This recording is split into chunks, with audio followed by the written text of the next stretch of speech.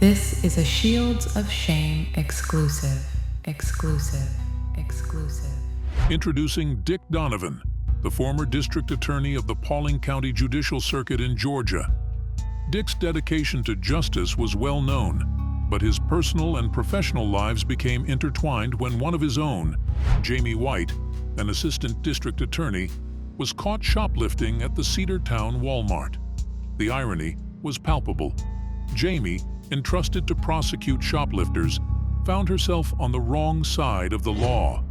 As the news spread, it cast a shadow over the reputation of both Jamie and Dick, who was left grappling with the embarrassment of the situation. Handling the case was Cedartown City Prosecutor Stefanie Burford, tasked with bringing Jamie to justice.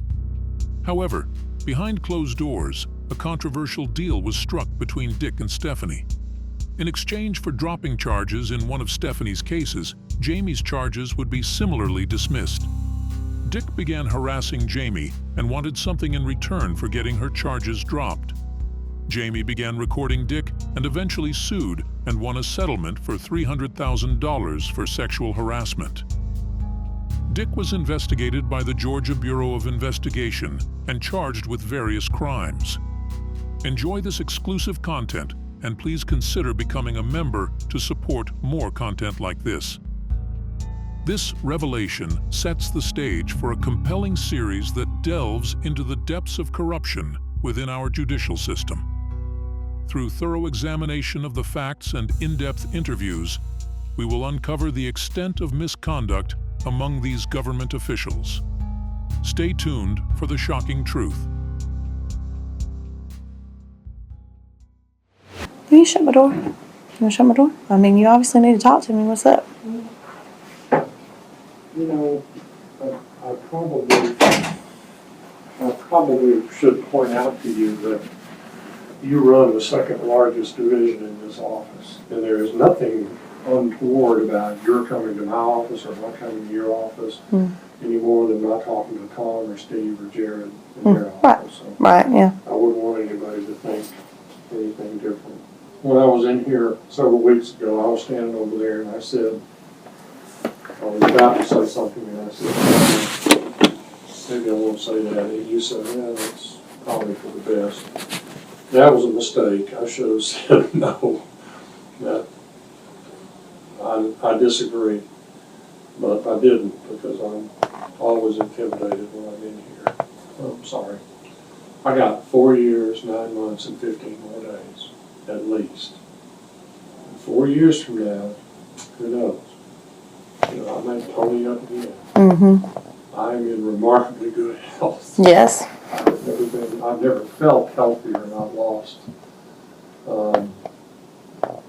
well, you knew I had lost 20 pounds, and then I lost another 10. I'm probably good for another 20 years. Not here, but. Yeah, and life in general. Over 20 years. And I will just tell you, I miss your coming down to my office. A year ago, it was commonplace. You would come down and you'd sit down in that chair by the window and we'd sit there and just chat, talk for 15, 20, 30, 45 minutes some days. And you'd get up and leave with a smile. And I'd leave sitting there with a smile. And I'm egomaniacal enough to think that you must have enjoyed it or you wouldn't have kept coming down. And we enjoyed doing that, and you don't do that anymore. Yeah. And I miss that. I'd like to find a way to get that back. Not anything else, just I'd like to find a way to get that back. I think that you and I may be praying for the same thing, but just arriving at that goal, different routes. But I need to talk. You and I need to talk. I've been trying to come down here since the first of the year and just say to you, Jamie, we need to talk. Just whatever to make it easier for me so I don't feel intimidated when I come in. And damn it, come down here and sit down in the chair and just talk like we used to. I'm not trying to sell you anything. I'm not trying to convince you or persuade you or make you see something different. I just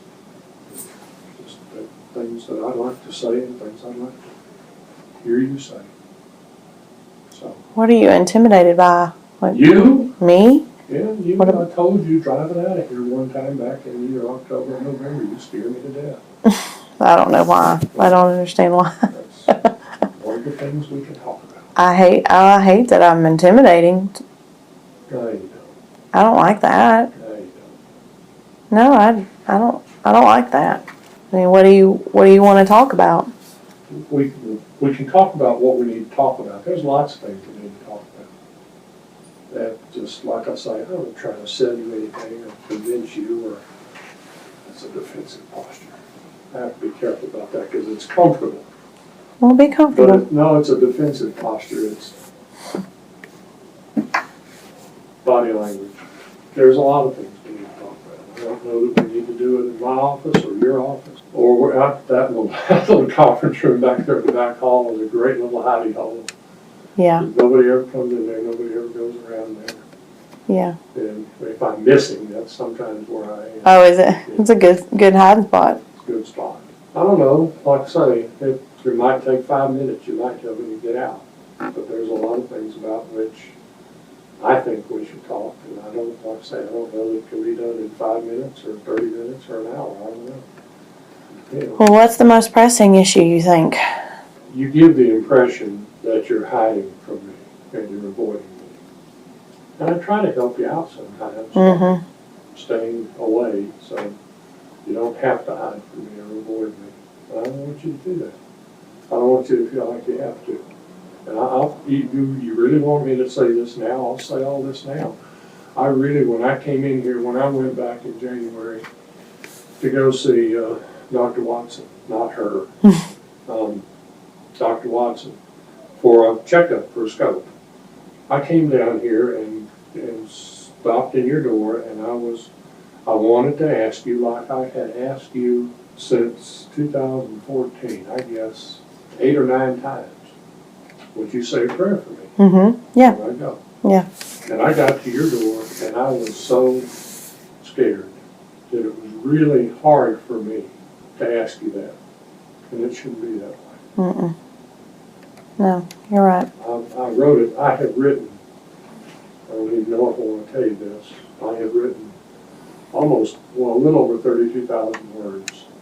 And that's one of the things I wrote about. I could find it, but I don't want to go through that. But I wrote that day that it was really, that just wasn't right Yeah.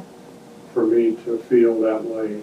If I felt that way with Leslie or Steve or somebody like that, first of all, I'm not sure I'd be asking them to say a prayer for me. Yeah. Although Steve probably knows a decent prayer.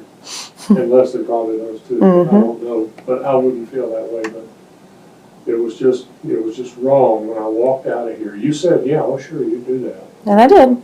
I know you did. And when I walked away, I thought, well, okay, but why? It's just not right that I felt so intimidated. You want to know why I laugh? Sometimes I laugh because Laugh or cry, or laugh because you're insane, or laugh because you feel like laughing, or what? check one or all of the above. Okay, I gotcha. Well, I mean, you're right. It shouldn't be that way, and I'm sorry if I've been that way. I know I have, and I'm sorry about that.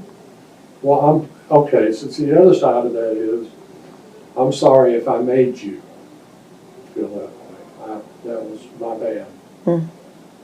I never intended to make you feel that way. What? No, you know what, I can even tell you the day, and I told you to remember the day. It was January 31st when you said, yeah, that's probably for the best. Mm-hmm. And I walked out of here and didn't say it, but I walked out of here without saying way too much, and that's the other thing. You and I need to talk about whether or not we can just say what we're thinking and say what we're feeling without worrying about things going sideways. Yeah. Because I really don't want to do any damage anywhere. I'm not trying to break up your marriage. I'm not trying to hurt you. I'm not trying to hurt your reputation. Like I say, 32,000 words, there's a lot that I think I could say, but there's a lot I won't say. But I will tell you one more thing, because I had trouble with myself, not with you. I had trouble last time for not saying, I will tell you this, and I've said this every day. and I've written it down probably 50 times, always in almost the same words. And I don't even know if I can get it out. But I'm going to say it anyway. You can tell me to leave if you want me to. I'll go. I'm such a coward. I have chickened out more times. When did I tell you I needed a minute or two? A month ago, you wrote it down. Yeah, it was, And I know you didn't forget because you write stuff down. I do, yeah. Yeah, it You was. never mentioned it again, so. No, I thought if it was pressing enough, or if you hadn't talked yourself out of whatever it was, that you would come back and. That's what I do. I spend the evening writing and the mornings during the night, and I think and I plot and plan, and I get up the next morning and chicken out. I've done that so many times, it's routine. I have, I don't know if you know this or not, I have a very dear friend. She's a real sweetheart. She's married to a really good friend of mine. He came to work right after I did at East Point. And they know each other because of me. But she's a sweetheart. She and I communicate by messenger or I see her every once in a while when everybody gets together. And I got kind of tickled because I was helping out her daughters, and she said, well, Jackie loves you, Jamie loves you, that's her two daughters, and she said, and I love you. And in the background, I heard her husband say, I'm standing right here. So she called me and she said, you need to tell me what's the matter. I said, I'm okay. She said, no, you're not. I said, no, I'm all right. Don't worry about it. You're going to have to tell me what's the matter, because she and I have a very interesting non-physical relationship. She and I have been really, really good friends for a long time. I love her very much, and she loves me. It's one of those relationships you value in your life. But that, and I told her that was a Saturday, and I said, no, don't worry about it, I'm fine. And she said, no, you're not. You need to tell me what's going on. And that Friday, actually that Thursday, she said, are you free for lunch tomorrow? I thought, I'll eat lunch. And she said, okay, well, I'm coming. I told her that Friday morning, it was rainy Friday morning, you were gone, Watson was gone. She said, I'm coming up there. And out she lives down in Fairview, in Long Way. And I said, I told her, you need to ride up here on a rainy Friday, I'm fine. And she said, well, maybe you don't need to talk to me, but I need to talk to you. So she came up here and we went in the office. I think Leslie noticed. She notices everything. Yes, she does. That I was locked in my office with the door closed for 3 hours with someone she had never seen before. Mm-hmm. But we talked each other down. She, the next week, I guess it was when I was in Athens, she sent me a text. I was sitting at the varsity in Athens, and it made me smile the rest of the night. She's a real sweetheart. She'd give anything in the world to talk to you. She has said 3 or 4 times she would love to talk to you. But What would she say? I don't know. You tell me if you want to talk to her and I'll arrange it. I could, but I don't think I will tell you what the text message was that she sent me that made me smile all night long. But maybe that's one of the things we need to talk about. Maybe that's one of the things that I would tell you. But I'm going to tell you what I have repeated in my mind and on paper so many times. I don't think that you believed for even a minute that I was going to read your email December the 5th and go, oh, okay, and walk away without a fight. You would not love me like you do if you thought I was that kind of guy. Yeah, I mean, I didn't believe it, but I was hoping that would be kind of how things went, though. But I didn't believe that it probably would. And that's the other end of that question. I mean, and I guess what I don't understand is you say, well, I don't want to break up your marriage and I don't want to do, and you listed several different things, but what is it that you do want? That's what I don't know. That's what I guess I don't understand or get. Well, that's something else that I wrote down, probably within the last couple of weeks. I know what I can have and what I can't have. I know what I can do and what I can't do. I don't know if you know what you can have and what you can't have, and what you can do and what you can't do. Yeah, I don't know what you would be referring to, but I don't know any of those things. Yeah, and I don't know what logic you put behind that, or what, I don't understand. I mean, it's not something I guess I've explored. So there again, I don't know where you're at with all that. That's when you start swapping questions back and forth. What do you think I'm at? Mind if I sit down? Sure. Yeah, you should. Yeah. Okay, talk to me. What? About what? Where do you think I'm at? That's what I'm asking. What impression do you get? I don't know. Oh, come on. I don't know. It differs with me, it differs I have no idea. What does that mean? It differs with you. I mean, it differs from time to time on what I think my impressions are. It differs with the way you are or the way you act, or I don't know. And frankly, I'm trying to start giving up on trying to interpret people. What would you do away with? What do you mean? Just have what? This is not the way it's supposed to be going. No, I just meant to come in and say, can you tell me when and where you want to sit down and talk? I didn't mean to take up your afternoon. I know you got a victim from me. No, I do at like 3:15. It's with juvenile, and it's with Megan. But if I need, I can have somebody else handle it. No. That was just like saying. Whoever handles the meeting just needs to handle trial. It's not like I've met them before. They just need to be there for trial. The South Paulding case. Big sexual battery potential. So, well, I guess back to whatever you wanted to say back a month ago, you still haven't said, and then I was asking you what, I don't understand what you do want. Okay, see, this is the conundrum. It's not a trick question. It's a difficult question to answer, because what I want to honestly say is that I don't want anything that would make you uncomfortable. And you kind of, when you say that you sent the email and was hoping that was the way it would be, but didn't think it would, my response, my question is, would you have been comfortable if I had just said, oh, okay, and walked away? I mean, you really didn't think that was going to happen. I don't think you did. I don't think you thought I was that kind. I said it, I put it out there, I carefully worded it, I guess. Try to be carefully worded. Your wishes, Yeah. except for Valentine's Day. Sorry. Well, so, If ever you'd like to see what I got you for Valentine's Day, let me know. You don't want it, I know, but if you don't want to see it, well, if you're sitting here telling me you don't want it, I know you don't want it from as far as the gift goes, then what do you think I mean when I said what I said in December? What I have been puzzling about, and I will tell you what I talked to my friend about when she was in here for 3 hours on a rainy Friday afternoon in January. That was a fun day. Was, and she read your email.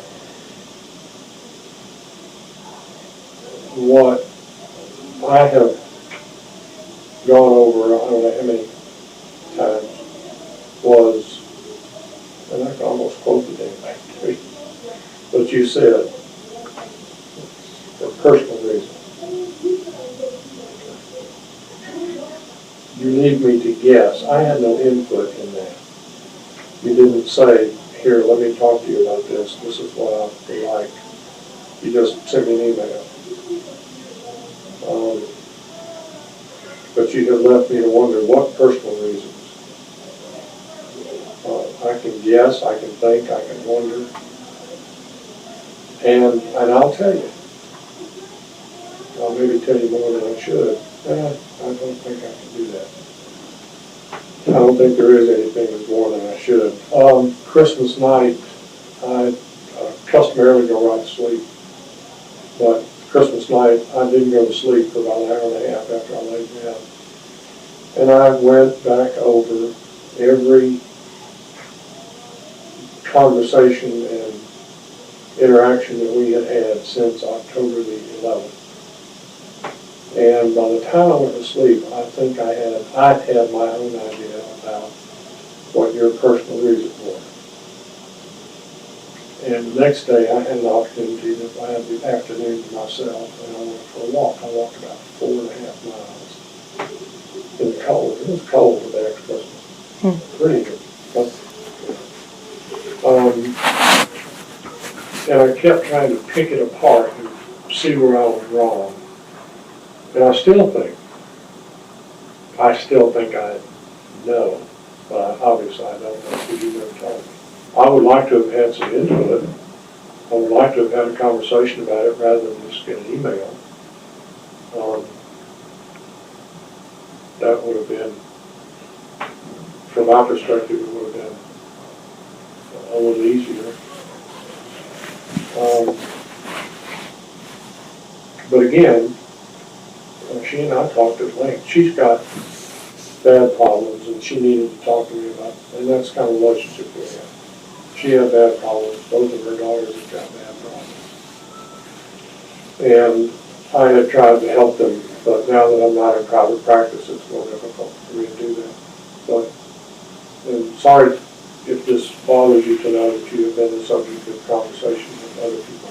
But I still have no idea what the personal reasons were factually.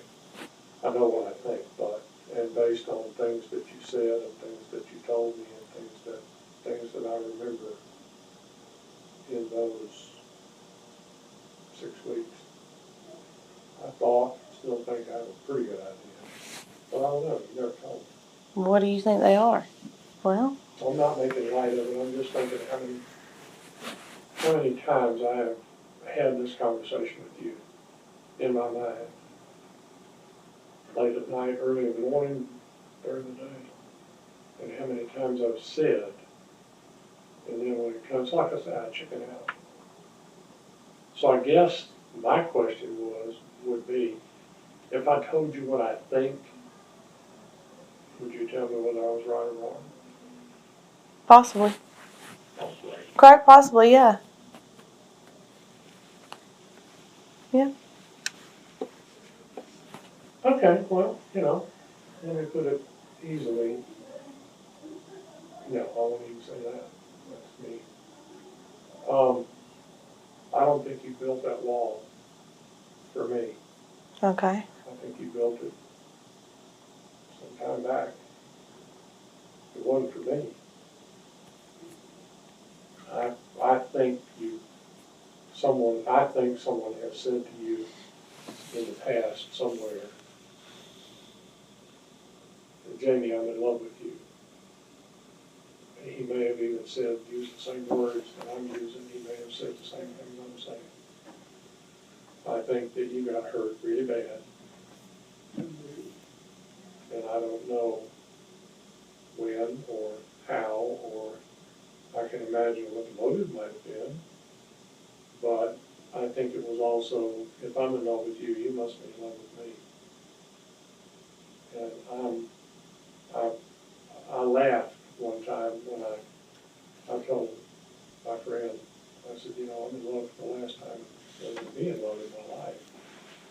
And I said, I've often thought, or I have thought, not often, but I thought maybe Jamie's in love for the last time in her life. And we were talking again one time, and I said, it's also occurred to me that Jamie may be in love for the first time in her life. But she said to me one time, she said to me on October the 14th, that she wasn't sure. You said to me, I'm not sure I know what it means to be in love anymore.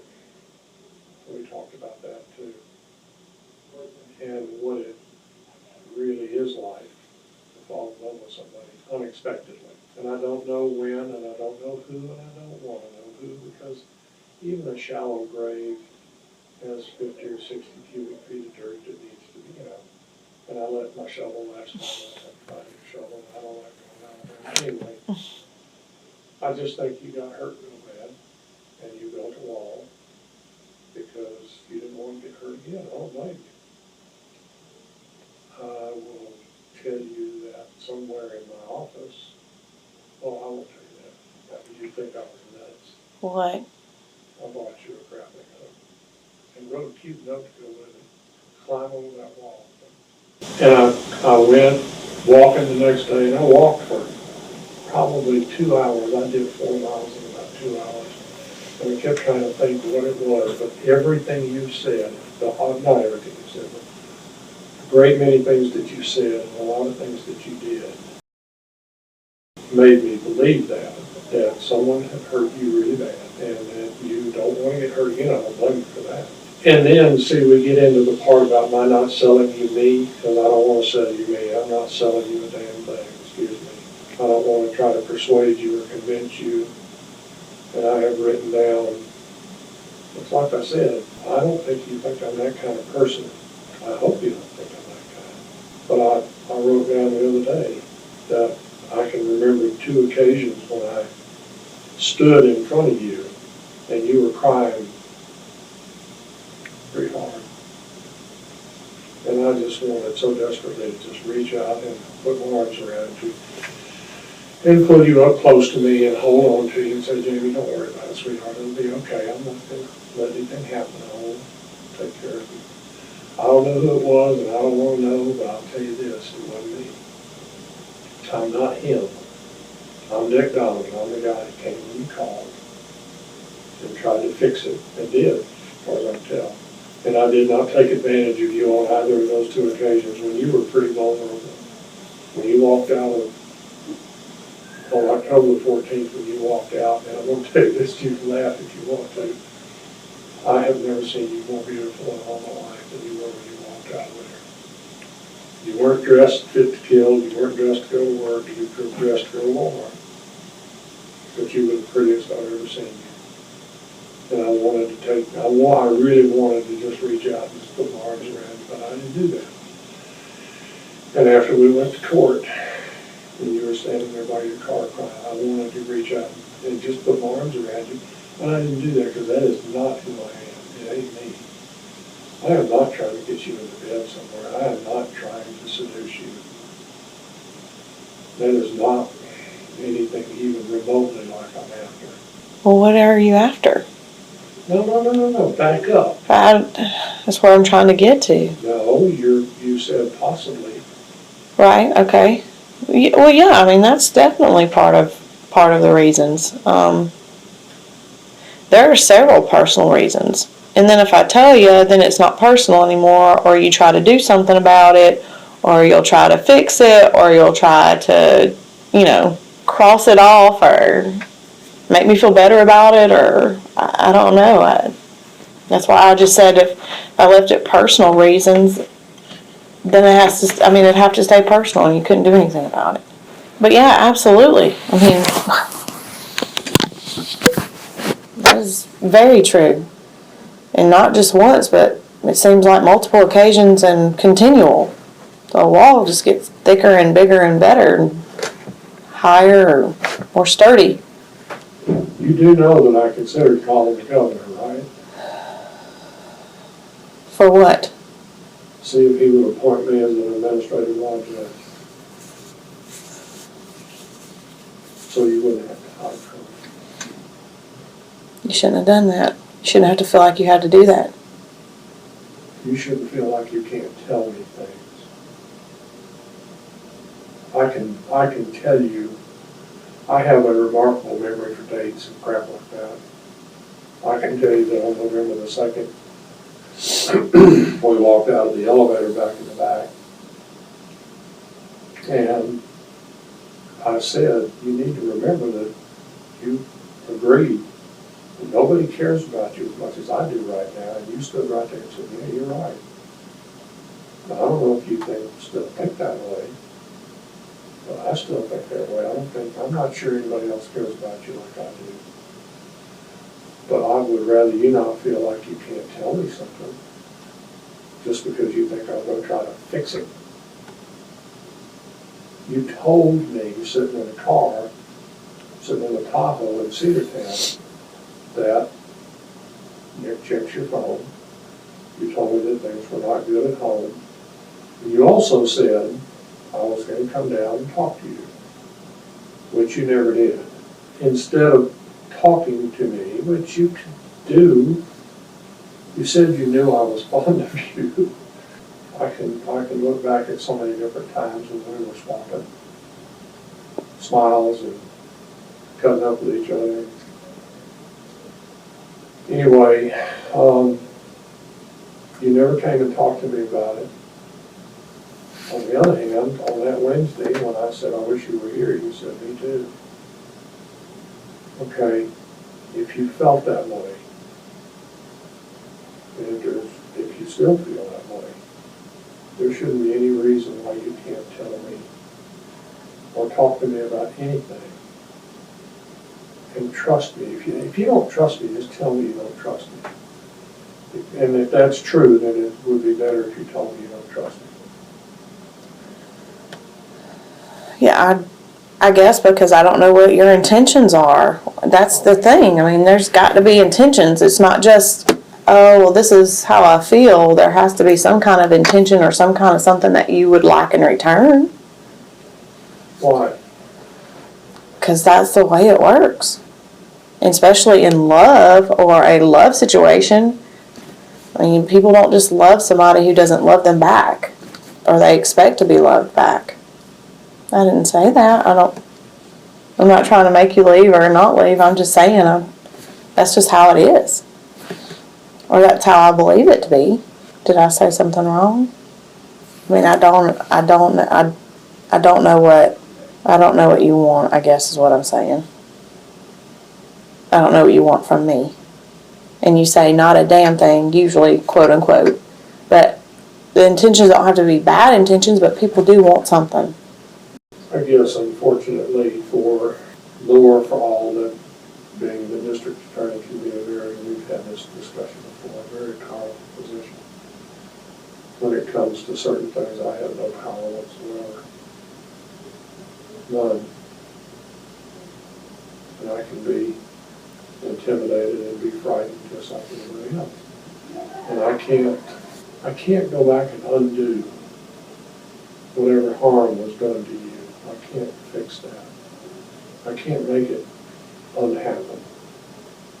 I can't, like I say, I'm not surprised. I told you. I mean, that was kind of an obvious answer. You didn't build that wall for me. You keep building the wall, and then I come along, and as far as you're concerned, I'm just like everybody else. And I guess that's understandable. Maybe I'd be better off if I were like somebody else, or like everybody else. That way I would be shallow. Well, if it's something about being two people being in love, obviously you want to give as well as receive. Both parties. There's nothing wrong with that. There's nothing malicious about wanting to receive feelings back or love back or any of that. There's nothing wrong with that. You don't necessarily give it to receive. It's just the way it works. And some people's love language, like myself, is to do for others and to do things, to check off things on a list. That's how you demonstrate. That's why you have a signed framed print. That's why you have the little angel sitting up there. That's why you have the things that I gave you, which was pointed out to me by my friend that might have been seen by you as my trying to buy your affection, or my trying to. Well, I guess that's the best way to put it. And all I was trying to do was demonstrate that I was genuinely in love with you. And was trying to demonstrate it, because I sure couldn't demonstrate it any other way. I could not take you off to a motel somewhere or some other place. I could not do the outward conventional things that you do with somebody with whom you fall in love, because it's not the right setting for that. You know, and that was, like I say, and that's what's funny was I came back to Germany thinking, seriously, the whole time, I need to go down and tell Jamie, look, if you just want me to stop all this, I'll do that. And then, you know, there was an email, the email. And I understand what you're saying, I really do. But, again,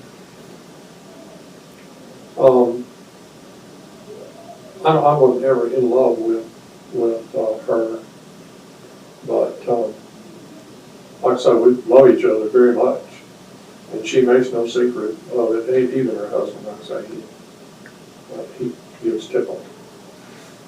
But she's my very dear friend. And we talked about all of that. And I keep wanting to answer your question. I'm not sure how to answer your question because I don't know what you want. You've never said. You've asked me repeatedly what I want. And you've never said one time what you want. Well, I don't know. The only thing I keep wanting to say is like, I'm married. You don't have those kind of discussions. You don't explore those kind of feelings. You don't do any of that when you're married with someone else. I guess it's pretty black and white. I don't want to say psychoanalyze, but I think I could. I think I could go back and review my emotional state in 1970 and my youthful stupidity that led me to get married the first time. And I don't know if Nick was a football star or a jock or what. I don't know how you came to marry him. It's none of my business. But again, I went through at least that. So I can't, that's the kind of thing that I would like to sit and talk to you about. I'm not the be all and do all. Hell, I ain't no prize. And we sat in my office, and she looked at me and she said, "Exactly what have you got to offer?" And I'm serious. We sat there, and I'll tell you because it was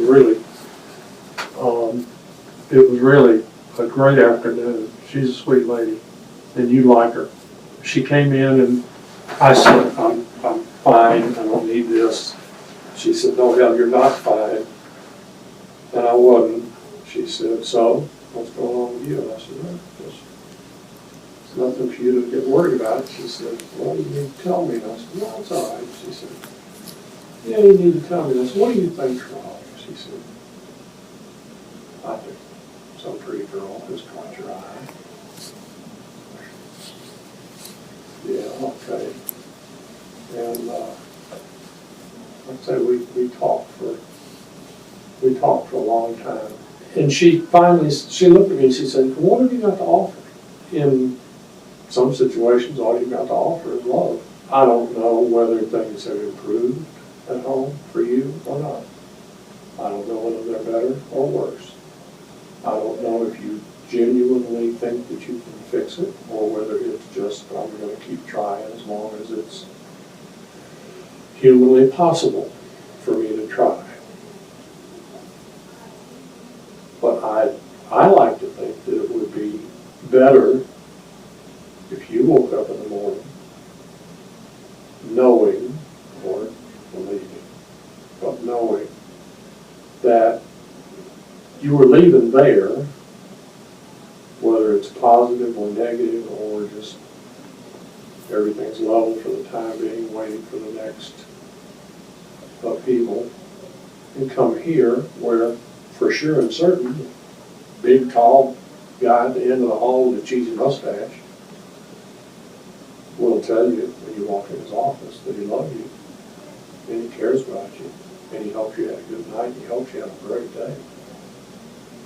And I can't think that it would be a bad thing to leave in the afternoon, no matter what you're going to, whether you're going to your dad's on Monday night or whether you're going to coach soccer or whether you're going home to someone that you just had a very good conversation with or going home to somebody that you had a tiff with on the phone, whether you're going home to somebody that's already indicated that it's going to be a bad night. I can't think that it would be a bad thing to know that you can walk down to my office or you can see me walk by and know that I would lean in and say, "I hope you have a great night, sweetheart. Don't forget that I love you." I mean, it can't be a bad thing. If it's nothing more than that, if you never touched me again, if you never came within 10 feet of me again, I can't think that it would be a bad thing for you to know that there's somebody that, no matter what else happens in the world, no matter what other bad things or good things happen, no matter what kind of day you have, what kind of weekend you have, you know that Monday morning, or at the other end of the phone, that's the other thing. When we used to send text back and forth. I can't even send you the damn text that I used to. You know, I got a code built in. I just typed in AQ and it types out off whack anything I need to know. I used to send you that all the time. That's what I sent you October 11th. I can't even do that anymore. You don't want that. That's too personal. Well, I mean, I feel like you're asking about things around the office too, and that you're trusting that I would let you know if stuff was going on that I knew about. So, I mean, I don't see anything wrong with that. And I figure you know damn well by now that I also am, how are you? Because I told you, I've been with you for about 4 years, and that was back in October, so what is it, around 5 years now. You must have figured out that I was asking more than just what's happening in the office. And without putting too fine a point on it, yeah, you're married. I know that. I'm well aware of that. But you were married when you sent them. Me too. And I was married when I said, wish you were here. That has nothing, absolutely nothing to do with it. And that may be a foreign concept to you as well. But to me, this is the hard part. Maybe, I know that I've been in love once. I have probably been in love twice. I know that I'm in love now. And that would be the second or third time. And I've got some idea. I don't want to walk out of here because I'm afraid you'll turn the lights out and leave while I'm gone. But about a week ago, I copied page 101 out of my diary, one of my multi-volume diary. And I typed it out because I don't want you to have to read my handwriting. But I typed it out because I wrote down something a long time ago. And I wanted to hand it to you and say, this is the way it's supposed to be. In another world, in another life, in another lifetime, I'm not pretty and you are drop dead gorgeous. I wouldn't get a second look. And I know that. I'm aware of that. I know I'm not pretty. But I would have pursued you, and I would give anything in the world to be able to show you and demonstrate to you, which I have sort of been trying to do, how much fun it can be to be in love. Even if it's one of those that happens at a distance, and that's what she wants to tell you. She sent me, I'm going to tell you anyway, damn it. I hope I don't go home and regret this. I wish you'd say something. I wish you'd say anything. You have not given me since November the 28th even the slightest glimmer that you care in any way. I very much care. I very much care. I would love to be able to just demonstrate to you in every conceivable way how much fun it can be to be in love. It is. It's great fun. There's a lot of smiles. And there's downsides to it too. But I will tell you this. I will tell you, and it just makes a difference, I think. To know that somebody loves you and that you love somebody and that it's one of those relationships.